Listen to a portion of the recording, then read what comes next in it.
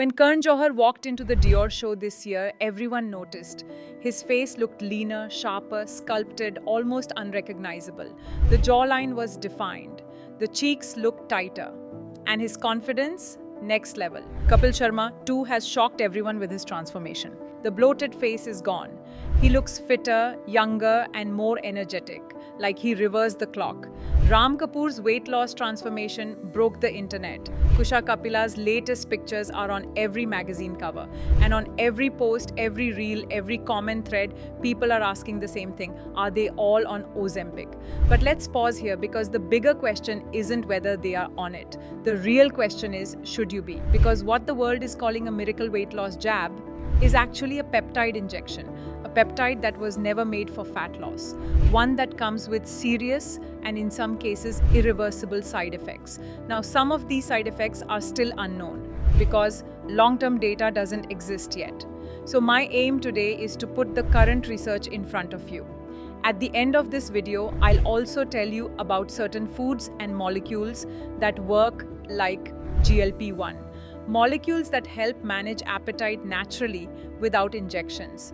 And if you're someone who struggles with cravings or overeating, this might change everything.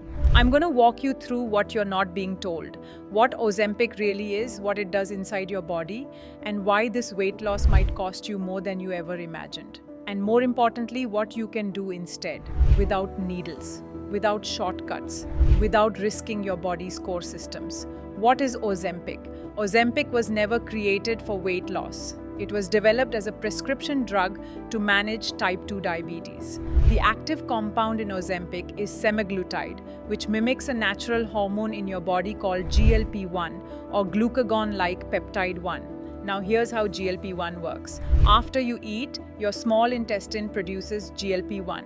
This hormone slows down your digestion, increases your feeling of fullness, reduces blood sugar, and prompts your pancreas to release insulin. In diabetics, this is incredibly helpful. It helps stabilize blood sugar and improves insulin sensitivity. But when someone without diabetes takes Ozempic, it still mimics GLP-1. It suppresses your appetite so much that you stop feeling hungry altogether. You eat less, a lot less. And yes, the weight starts to come off. It sounds convenient, it sounds efficient, but that's just the surface. Because while the weight is dropping, what's really happening inside your body is something no one's showing on Instagram. Before we go deeper into what Ozempic does to your system, let's understand why people are gaining so much weight to begin with. The problem isn't just overeating. The problem is what we're eating. For instance, the Indian eating patterns. The problem today is that we've shifted away from traditional foods. We eat less ghee, less fermented foods, fewer spices and seasonal vegetables, and more quick fixes. Our metabolic strength has declined not just due to quantity, but also due to the loss of quality in our food. And instead of returning to these roots and fixing what's broken in our diets, we're looking for shortcuts. So now, instead of fixing the food system that broke us, we're injecting synthetic hormones to shut our hunger off completely. That's not a solution, that's a bandage over a bullet wound. Now, what happens once you start Ozempic? Yes, you'll stop feeling hungry. Yes, you'll eat less. Yes, the number on the scale will drop. But what you're losing is not just fat. In a major clinical study that tracked patients on semaglutide for 68 weeks, the average weight loss was around 23 pounds. Sounds amazing until you realize that 15 pounds of that were muscle, lean muscle, bone density, structural tissue. That's nearly 40% of the total weight loss coming from tissue your body needs to survive. And when you lose muscle mass, your metabolism slows down, your immunity weakens, your ability to burn calories even at rest gets compromised, and you become more prone to fat storage long term. Now imagine stopping the drug. The hunger comes back and comes back aggressively, but now you've lost the very muscle that protected you from rapid fat gain. Your metabolism is slower, your muscle is gone, and your body stores food as fat more efficiently than ever before. This is how rebound weight gain happens, and it hits hard. Some studies even show that semaglutide may trigger new fat cell formation, making you gain back more fat than you had before. So while the initial results may look impressive, they're not sustainable. And the damage, it's silent until it's not. There's a new term floating around in aesthetic medicine, Ozempic face. When weight loss happens too fast, your skin can't keep up. You start seeing sunken cheeks, sagging jawlines, fine lines, hollow under eyes, and even lip and chin volume loss. A 2023 study showed a major rise in patients coming in for dermal fillers, skin tightening, and facial surgeries, all to fix the rapid aging effect of semaglutide-induced weight loss. The irony? People are chasing a youthful body but ending up with an older-looking face. And once facial volume is gone, it's not easy to get back.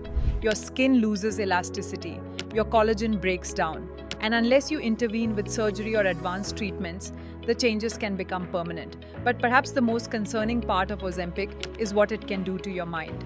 Several large-scale studies have now reported an increase in mood changes among semaglutide users. Some studies even noted higher incidences of depressive symptoms and emotional instability.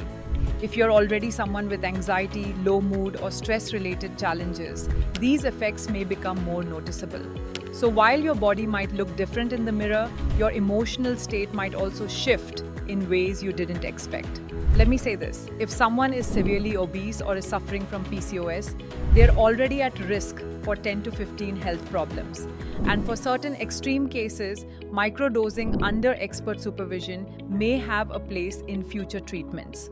But for that to happen, we need more data, more transparency, and more long-term evidence. So if you're even considering it, choose your doctor very, very carefully.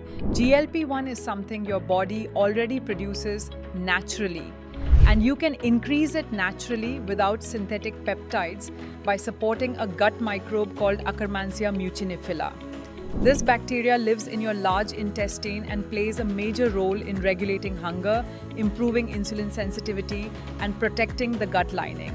In a healthy gut, Akkermansia should make up around 10% of your total microbiome. But in people struggling with weight, metabolic syndrome, or insulin resistance, this number drops significantly. You can increase Akkermansia naturally by eating polyphenol-rich foods like dark chocolate, apple, and green tea. And one powerful trick is to start putting full-fat cream in your morning tea, or try bulletproof coffee. Bulletproof coffee, typically made with black coffee, unsalted butter or ghee, and MCT oil has become a staple in keto and intermittent fasting communities due to its ability to provide sustained energy and curb hunger without spiking insulin levels. Personally, I start my day with it every morning and it keeps me full and mentally sharp for hours.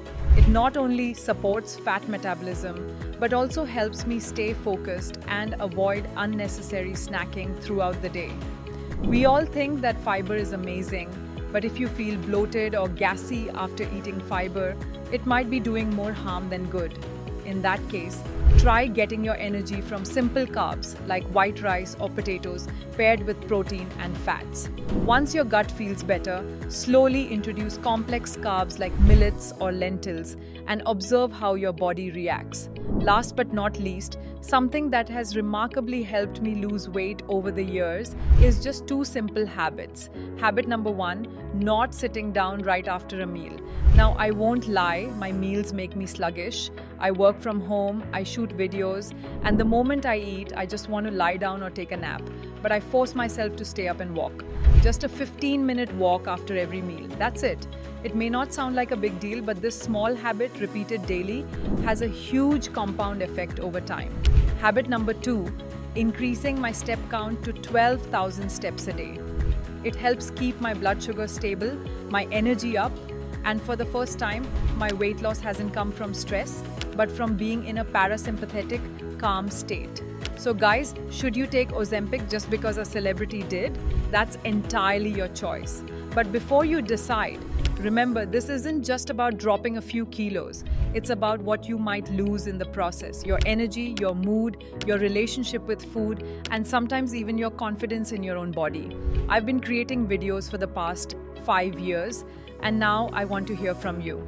Has there been any tip, insight, or idea I've shared that genuinely helped you? Drop it in the comments below and share it with the My Duty community, because your journey might be the spark someone else needs to start theirs. See you in the next video. Until then, take care.